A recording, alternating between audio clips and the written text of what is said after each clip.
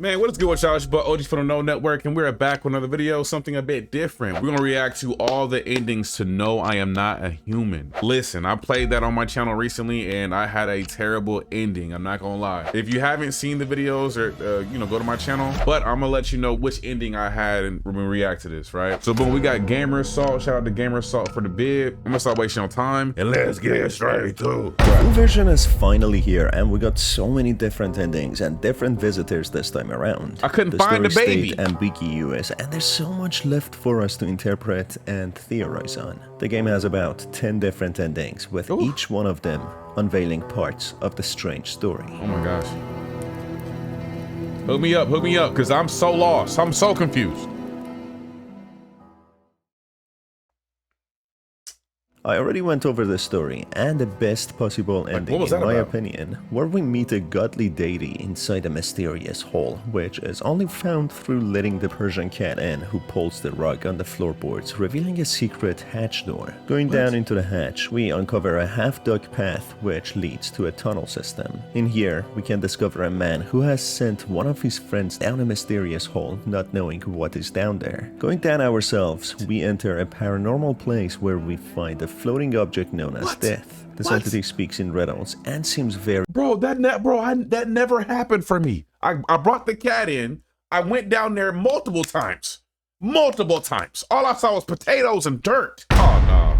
Peaceful and merciful. It seems as if this deity is some sort of a judge to what sort of character we are, and knows too much about people it has never met before. Meeting the protagonist, the entity instantly knows who he is and what he most desires. For him, he teleports the protagonist into a lonely place, somewhere plentiful, a grassland with one lonely house. The entity describes it as a place that the protagonist has always wanted, and as such, it provided this place to him. Entering the house and the place, the protagonist slowly transcends humanity and every feeling revolving around it. He forgets about his fears and anxiety. He doesn't feel lonely anymore and feels at complete peace and calm. He seemingly spends the eternity there, ignorant of the misery in the outside world and every challenge anyone is faced with. It's unclear what this place is and what the entity was, but my best guess is that the protagonist died when falling into the hole and instead entered the afterlife, where he would spend the rest of his days in a lonely place,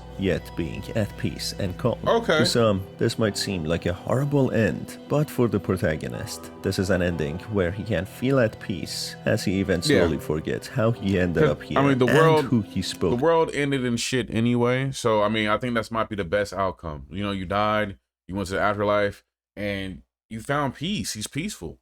So I mean, there's nothing wrong with that. So I think that might be the best ending. I'm not gonna lie. Before entering this place. But I don't really want to.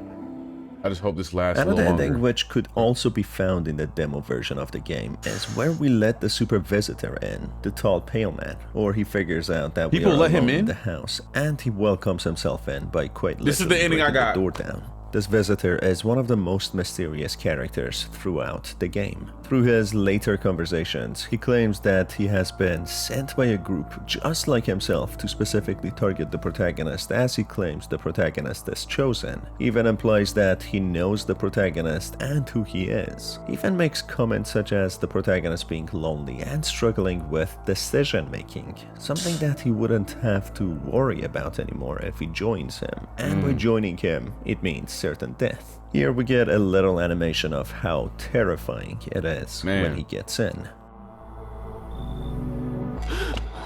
Bro, that pissed me off so bad. Like, I had somebody in my house though, but he was probably the results of the super visitor well. coming in is very quickly revealed, with him seemingly snapping the protagonist's neck and killing him as soon as he enters. We then get a depressing and sad outro to this ending, on how with the owner's disappearance, the house was abandoned with no one entering it, even though it's a perfectly nice and empty house. With passage of time, the house falls apart, being a distant memory just like the owner. This has to be the worst ending, and I got it. I got the worst ending in the game.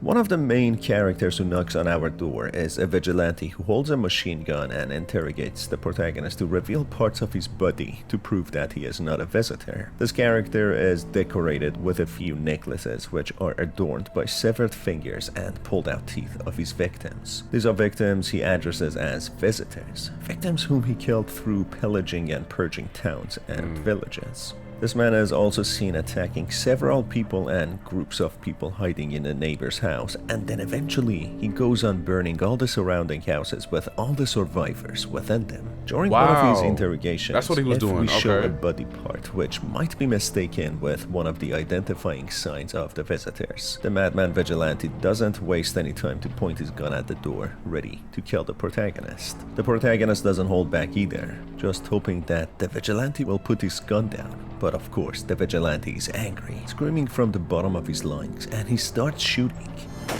The protagonist shoots back, which leads to the madman actually dying. A panicked and nervous protagonist, who has also been shot, starts beating the lifeless corpse of the madman, angry for all the innocent people that he had killed and burned. He takes a vow that he will not stop there and will kill anyone who has a weapon, who becomes a vigilante himself against the other vigilantes. Okay, I mean, kind of gangster, right? That's kind of cool. Man, I don't want to see what happened to her, bro.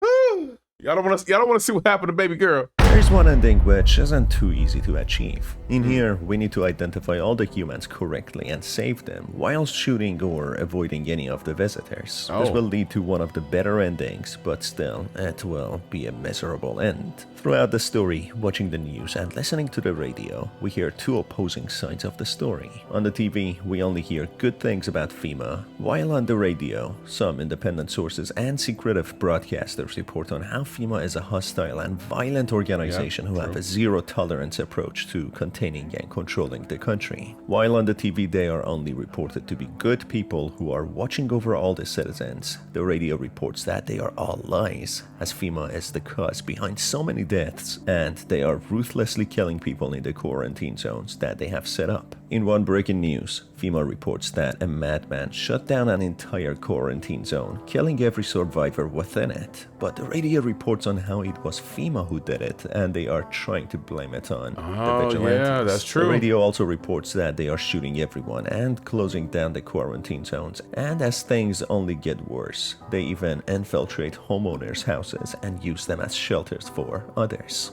Eventually, FEMA silences all these secretive broadcasters, and at the end, they even shut down the state media, taking control of the radio and the TV. They only report their own propaganda and have full control over the country, as they even toppled down the government, claiming the government had been infiltrated by the visitors. They then claim that everyone has escaped from the quarantine zones, possibly to give themselves an excuse to execute everybody. And they tell the surviving people in their own homes to board up their windows and doors and to avoid letting anyone in. This leads to the protagonist taking the remaining survivors with him to the basement, where they have some reserved canned food and vegetables. After 2 months of miserable survival in the basement, having all the doors sealed, with everyone waiting for their inevitable death, they tune into the radio to hear something surprising. The new government, FEMA, reports that the solar activities of the sun have started to calm down, with the scientists predicting that it will be safe to go out during the day in a couple of days. This news is supposed to be happy, but for some weird reason, the protagonist feels disappointed, as if he was waiting for his demise or something else. As he contemplates more about it, he realizes that he was lonely. He had nothing better to look forward to, and this apocalypse was something that took his mind off of his miserable life. That's when he thinks he might live another year, maybe the next after, or maybe at least 10 more years. But is this good or something that doesn't really matter?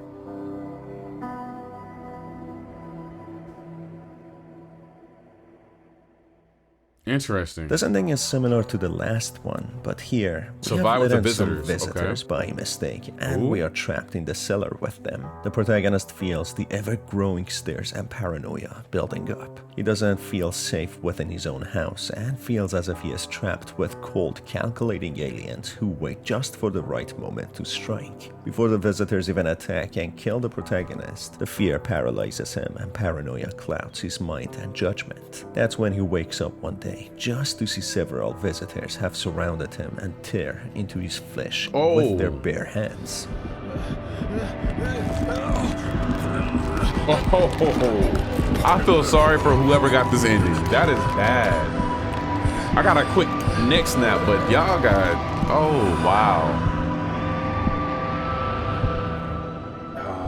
The pain is immense and the assault is slow. As he feels every single minute of it, he imagines a lonely house in the distance in his mind, when his mind slowly fades away into the darkness. So could this mean when he is actually dying, he goes back to the place that the death sent him to after we find the hole? That could be a similar outcome, but definitely a much slower and more painful death than just directly falling into a large, deep hole. In one peculiar ending, we traverse across the Mushroom Land. Yep.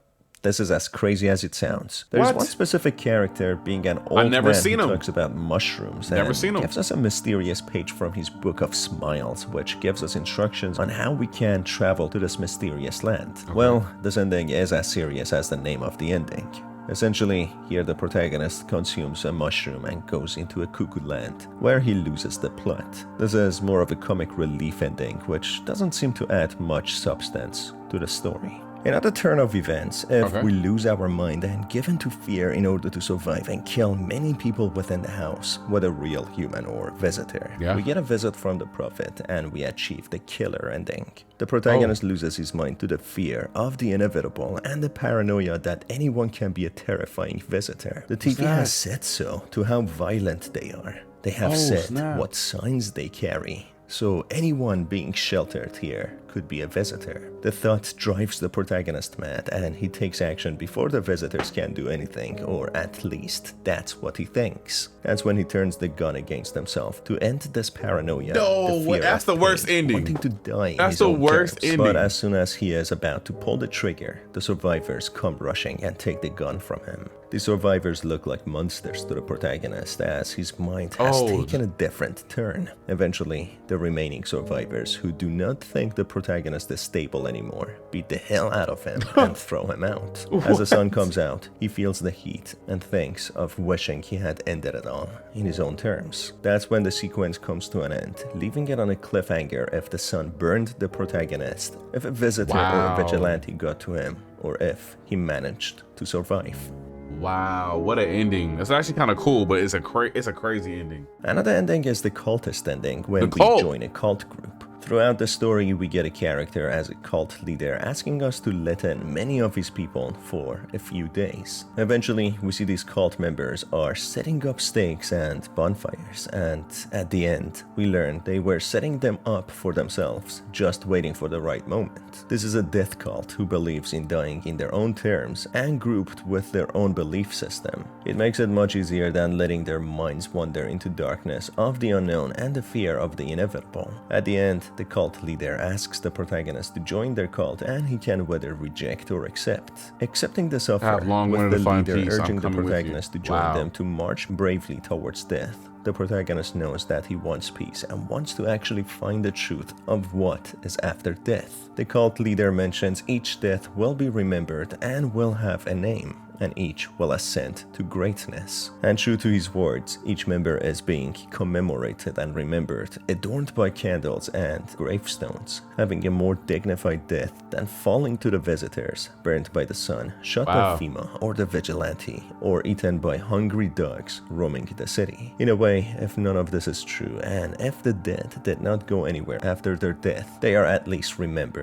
by their friends. We then get a surreal sequence where a black hole tries to open, but then it closes with a voice saying that our mind is not built to handle the mysteries of the cosmos. Oh, that happens after that. Oh, wow, that's At the turn of crazy. events, we encounter I need this right here. woman who Where is this baby? A night worker. She constantly calls the protagonist baby and offers to comfort him in exchange of being let in. She even talks to the protagonist about his father, on how he was abusive, and the protagonist never liked him, even wishing he would die. Now he is just left with anger, pain, resentment, confusion, and trauma, yet missing his father. This woman spends the night sleeping on the same bed as the protagonist, but the protagonist notices bizarre paranormal things happening at night. In the night, he sees the woman as if giving birth, and he sees visions. Eventually, if we find a baby around the house, this lady does in fact give birth to a child, which would unlock the fatal child ending. This leads to a series of unusual and surreal events. A pale baby appears in the air, possibly the child of this lady. A group of 3 then hold the child. They are in a trance state and try to pull the child in their own separate 3-way directions. That's when the protagonist cannot withstand it any longer, knowing of the inevitable, and shoots randomly somewhere at something.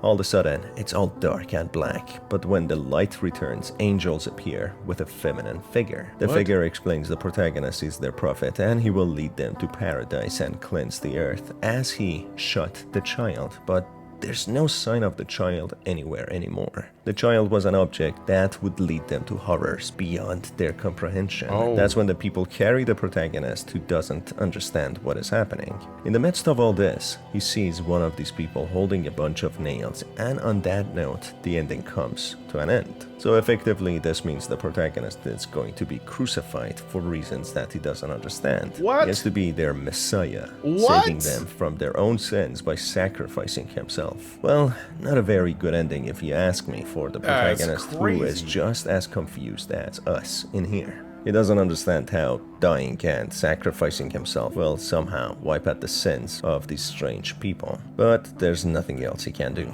And finally, we have the That's a FEMA bad ending. ending. Not gonna We lie, get that's a bad visited by ending. multiple hazmat suit FEMA agents over and over. These guys are brutal and ruthless. They kill anyone who tries to run. They take random people for experiments and imprison them in quarantine zones. And when they run out of resources, they simply execute them. Human life is as cheap as a grain of sand for them. They lie and manipulate the viewers at home. They brought nobody back for me, bro. I was like, look, bring my guys back. Bring my guys back. And they never did. Watching TV, and eventually they topple down the government and take over to control the entire country with brute force, violence, death, and manipulation. If we side with them and allow them to take as many survivors as they want without challenging them, if we kill at least one person per day showing our ruthlessness, we would get the offer to join their cause and become an agent ourselves. As we are recruited, the protagonist soon learns the brutal and unforgiving reality. FEMA is recruiting strangers aggressively because just as quick as they kill people, they lose many FEMA agents just as fast. They are not their own individuals anymore. They are robbed of their individuality, and they are coaxed to a ruthless and punishing system. The protagonist doesn't know what will happen to his house and his old life, and he will never meet or know what happened to the people in his house. His eyes are symbolically wiped and covered up from his goggles with a reflection of destruction and flames taking over, portraying his personality and individuality being taken away, and he is now simply a pawn to serve the brutal machine FEMA agency is to destroy, kill, and pave a new path to a dystopian future FEMA sees fitting.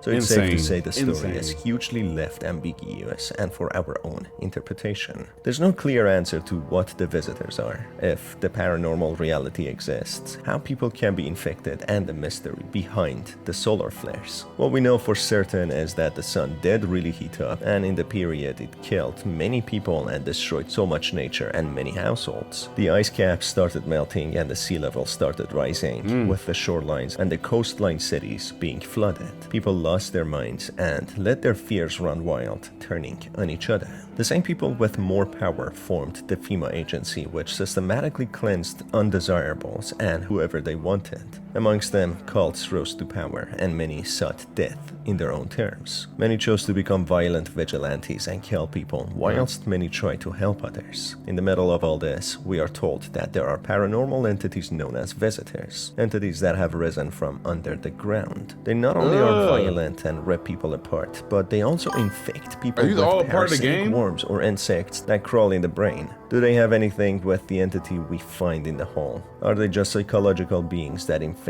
our minds, or are they real, who very likely kill us?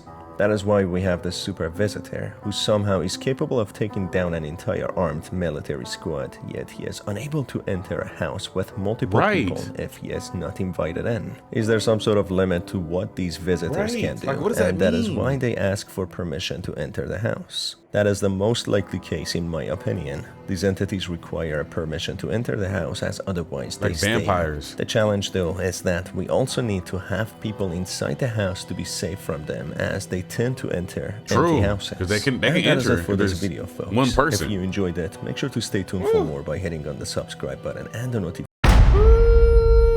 Wait, what's that video? Visitors are a lie, and no, I'm not a human? What are you talking about? They lied to you about visitors? Gosh, what was it, FEMA the whole time? I might have to watch that video too, I'm not gonna lie. But I want y'all to, comment down below. Let me know which one is the best ending and which one is the worst ending. I feel like the best ending is just falling into the whole dying. You know what I'm saying? Just living happily ever after. I think the worst ending has to be, let me see, the worst ending would have to be, I think, either the baby one where you accidentally shoot something and then they like crucify you for that, or turning a gun on yourself because you're going crazy.